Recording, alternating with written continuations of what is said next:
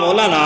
حسن رضا خان کیا ہو اپنے نعت یا دیوان ذوق نعت کے اندر فرماتے ہیں،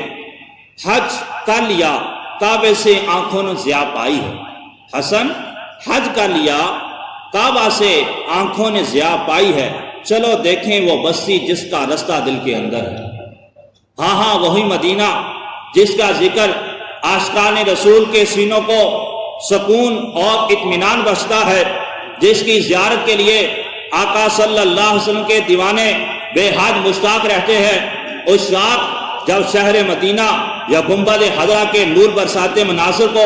تصویروں میں دیکھتے ہیں یا کسی کی زبانیں ان کا تذکرہ سنتے ہیں تو ان کی حالت غیر ہو جاتی ہے۔ غم مدینہ میں ان کی آنکھیں اشکبار ہو جاتی ہیں اور دل وہاں کی حاضری کے لیے بے قرار ہو جاتا ہے۔ گویا اس وقت ان کے جو دل کی حالت ہے وہ اس انداز سے ہوتی ہے، مجھے مدینے کی دو اجازت نبی رحمت شفیع امت،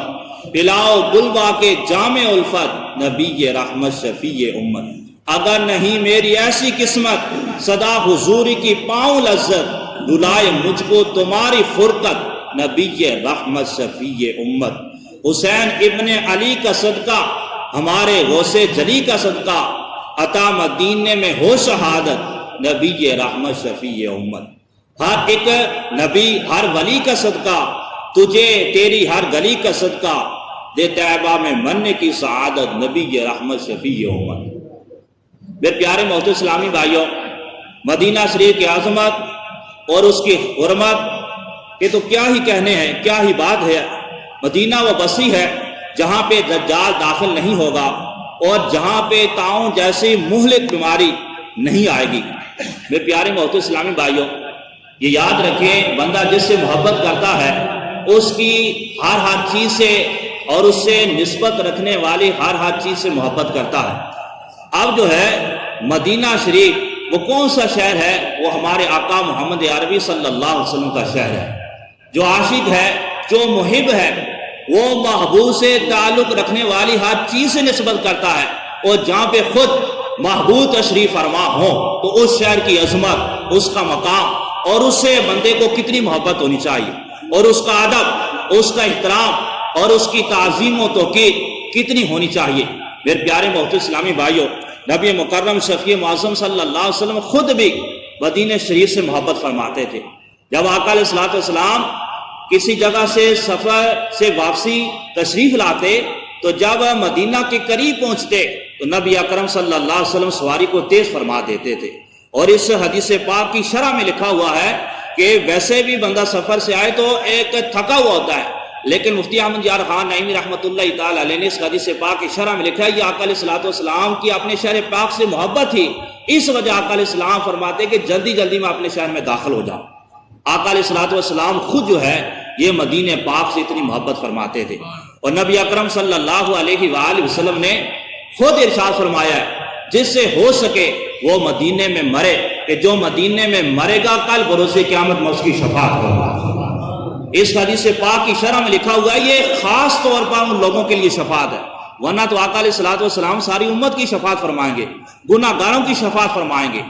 اس حدیث پاک بھی شرح میں لکھا ہوا ہے کہ جو مدینہ شریف میں مرے گا اس کے لیے خاص طور پر نبی اکرم صلی اللہ علیہ وآلہ وسلم کی شفاعت کا جو ہے آقا علیہ الصلوۃ والسلام نے مجزہ جو ہے وہ ارشاد فرمایا۔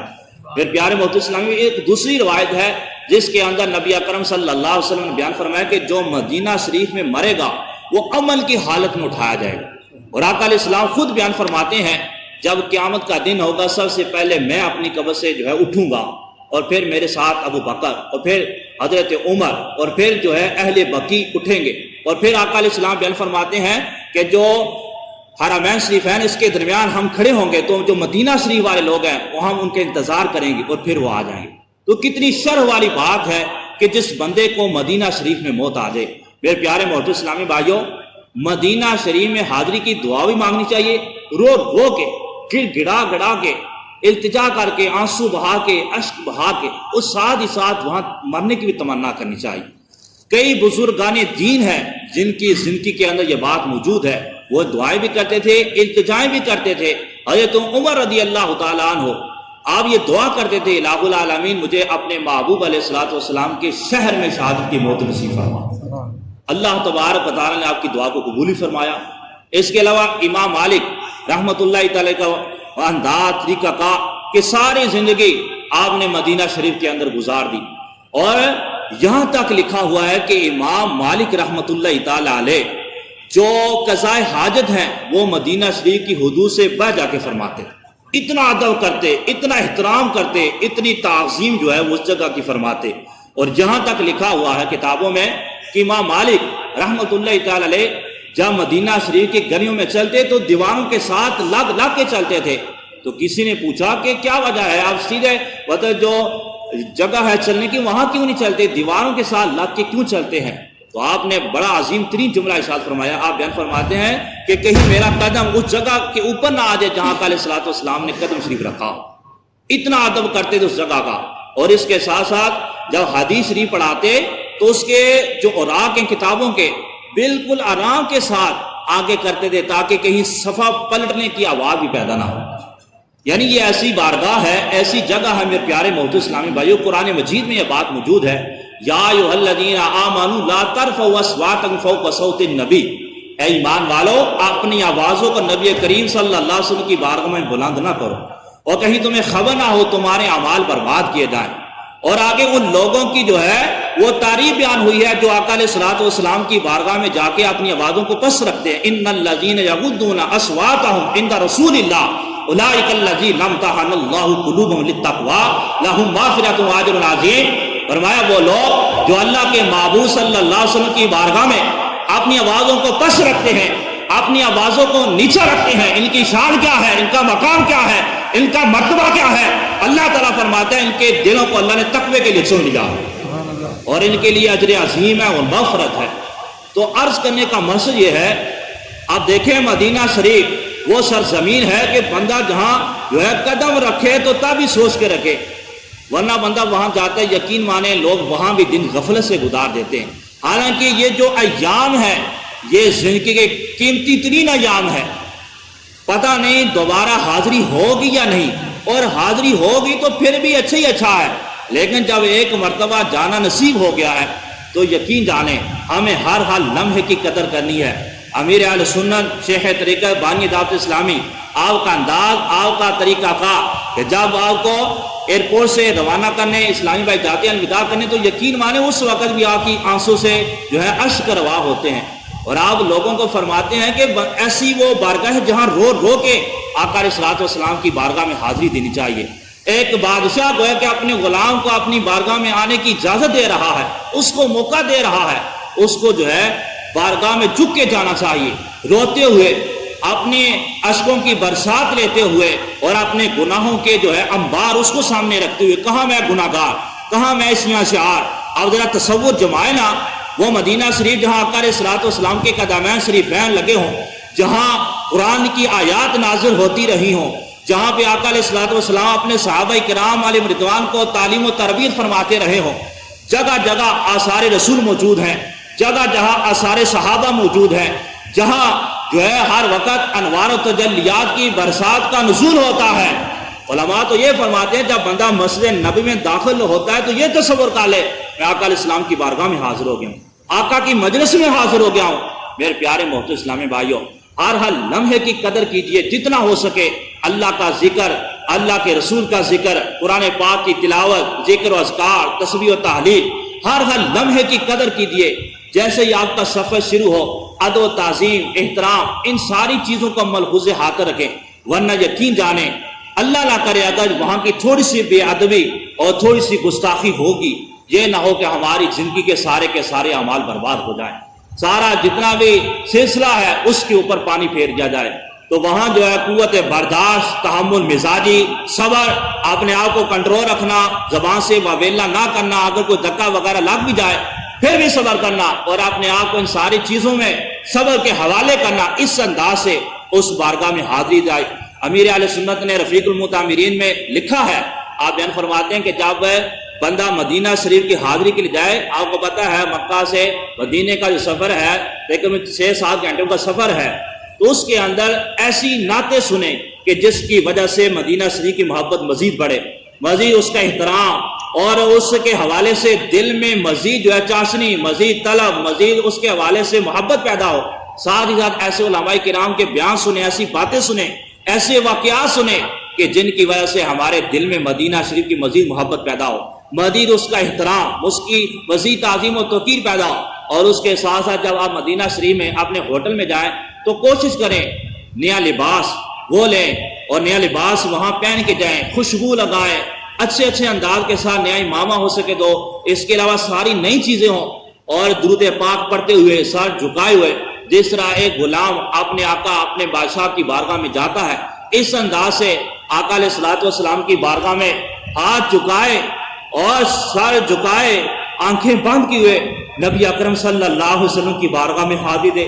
یقین جانیں، آپ دیکھیں نا، کائنات میں وہ ایک ہی جگہ ہے جہاں انسان کے دکھ سنے جاتے ہیں، جہاں انسان کے غم سنے جاتے ہیں،